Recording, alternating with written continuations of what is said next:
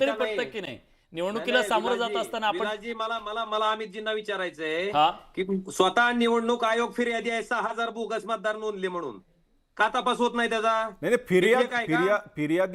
फिर्यादी आहे तुम्ही म्हणताय, पण मला सांगा की ज्या वेळेस याच निवडणूक आयोगाने अनाउन्समेंट केली होती की तुम्हाला कोणाला शंका असेल की तुम्हाला व्हीव्हीपॅट मशीन चेक करायचे, कोणाला कुठे ते त्यावेळेस काही VVPAT चं कबुली बोलत झाली नाही मी, का? तुम्हाला काय ज्यावेळेस आता सर्वोच्च शंका आहे. न्यायालय मतदाराची 6,000 मतदाराची नोंदणी झाली, याच्या बाबतीत स्वतः मुख्य निवडणूक निर्णय अधिकारी जे आहेत तुळजापूर विधानसभा मतदारसंघाचे, त्यांनी फिर्याद दिली आहे, त्यांनी पुरावे दिलेत, कुठल्या मोबाईल नंबरवर ती बोगस मतदाराची नोंदणी झाली, कुठल्या कॉलेजेसचे मुलं आहेत ते दिलंय, का तपास होत नाही?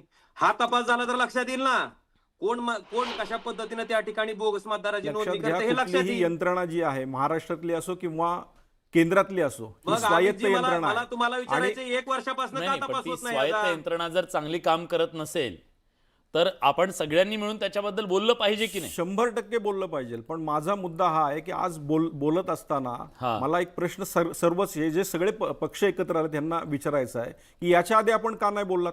इलेक्शन आलं म्हणून सगळ्यांनी एकत्र यायचं आणि चुकीच्या पद्धतीनं इलेक्शनच्या आधीच बोलतायत ना, आता इलेक्शनला झालं गेलं गंगेला मिळालं ते मागचं काय ते झालं गेलं गंगेला मिळालं, आता इलेक्शन बद्दलच बोलताय. हा, अभ्यंकर सर एक एक कमेंट